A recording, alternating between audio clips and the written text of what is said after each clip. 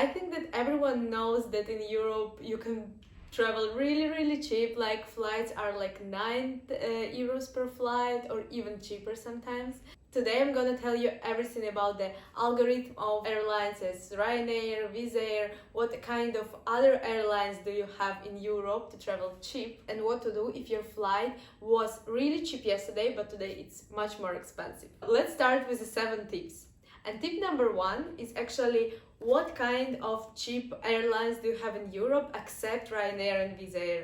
I think that everyone knows about those two because they're super famous, but believe me, if you plan a trip in Europe and you want to go, for example, to France or Portugal or Spain, you should know that there are much more airlines that are not very known, but still they're really cheap. For example, number 1 is Transavia. I tried it myself. The problem is that, for example, Skyscanner doesn't show this airline when you search for the tickets. But they have like tickets for 5 euros, I remember. Really? Really? It was like last year. But still, I checked like today, and they really do have like tickets for 10 euros from France to Spain, from France to Portugal, from France to Netherlands. And the only disadvantage of this airline is that it doesn't have flights to Poland, to Czech Republic, Bulgaria, and this part of Europe. But still, if you, for example, travel inside Spain or Portugal, because they're really close, you should consider also Iberia and Vueling. Okay, you got me. Well, the thing is that, for example, with Iberia, I had this thing that I traveled from Mallorca to Ibiza, and I paid 20 euros for the round tickets. Is it? 20. 20. Mm-hmm. It was like a flexible ticket, So I just went there and I stayed as many days as I wanted, and I just bought the ticket back. Like, I just reserved, let's say, the place in the plane, and that's it. The price was fixed, $20 to go and to come back. 20 euros, sorry. Also, with Vueling and EasyJet, which is also, I believe, Spanish airline, which is really cheap. For example, if you really need to go, let's say, from Lisbon to, to Madrid, and there are no cheap flights, you should always consider to check those airlines, because they have, like, let's say, they're like medium class, but still they are much more cheaper than other airlines in Europe, but a little bit more expensive, let's say, than Ryanair and Transavia, as I said. Tip number 2 is, guys, please, I would say it's not number 2, it's like just, one with a small star, which is, please, if you really decided to buy tickets, don't buy them using the Skyscanner, because Skyscanner shows you, first, the price is not much more, but few euros higher than originally. And second, for example, if you buy tickets using such, intermediate, let's say, party, then if something goes wrong and you are late, the flight is delayed, whatever, you will have to deal with this like third party, you will have to text the Skyscanner or agency, and it takes a lot of time, they don't reply, and it's just like much more stress. And I recommend you just to use like directly the web pages of the airlines that I actually just told you, and I will also like type them in the comments below. Tip number 2 is actually using Incognito. I think everyone knows what is Google Chrome Incognito, but maybe you don't know how to use it. Let me show you. Oh, it looks like that. If you're by phone, like, it's even easier. So we just enter to Incognito, and there you type, Ryanair. So if you want to go from Warsaw Modlin to Lisbon, and you plan that you want to buy tickets the August 13, let's say, in this case, please don't really search for exact date. If you know that more or less you want to go like this week, search for tickets like 1 week before. Then you Google from 6 till 16. Now what you do? You see the prices.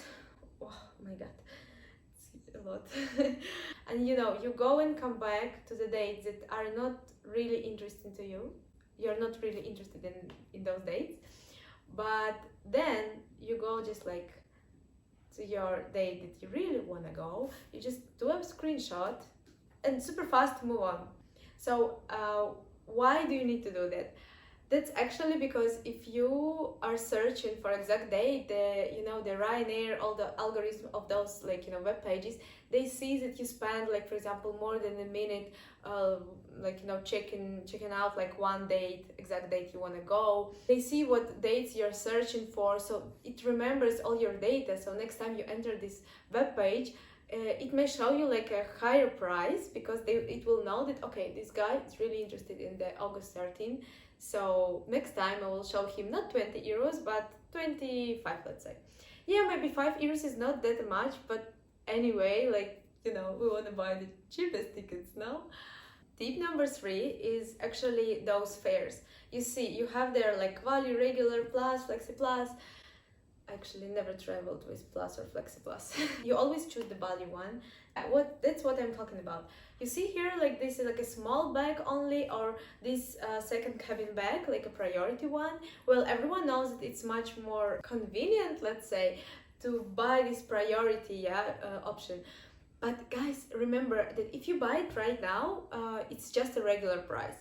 But if you buy it few days before departure, 1 week, sometimes for 3 days, this price that you see here, $19, could be much more lower. I already checked it a few times, and my friends also recommended it to me because they also do it this way. Not to buy it and just use the one small bag only. And then the Ryanair in few days will start to send you emails oh, there are only few bags left, buy this priority option. So you buy and you just upgrade, let's say, your fare. I would like to add that really, guys, it's impossible. I never seen a flight where all those cabin bags are sold out, seriously. So I think it's almost impossible. And even though I few times traveled when I had this priority one and there was no space for my bag, I was but how that's possible? I paid and there is no space. I paid for this. Tip number 5 is actually dates, when it's the best time and date to buy a ticket. Well, let me tell you that people who actually write the codes of those web pages, they know that, for example, normally people have their salary the first dates of the month, so from the 1st till the 10th. So they know that it's actually the best time to increase the price, because people have money and they want to spend their money. So I recommend you to buy tickets in the middle of the month, 14, 15, something like that. Because the price will be really, really cheap. And if we talk about actually exact dates, the cheapest day to buy tickets in Europe, it's Tuesday and Wednesday. So start to search for your ticket on Tuesday after 10 a.m, more or less, Warsaw time. And if this ticket is not let's say decreasing in its price until the afternoon of Wednesday, 4 p.m, well, it's not gonna be cheaper. Thursday, Friday, Saturday, Sunday, Monday are the worst days to buy tickets. The worst are of course Friday and Saturday, because weekends, and that's the time when people are super tired after work and they're oh my god, I want to just escape this city. I gotta escape.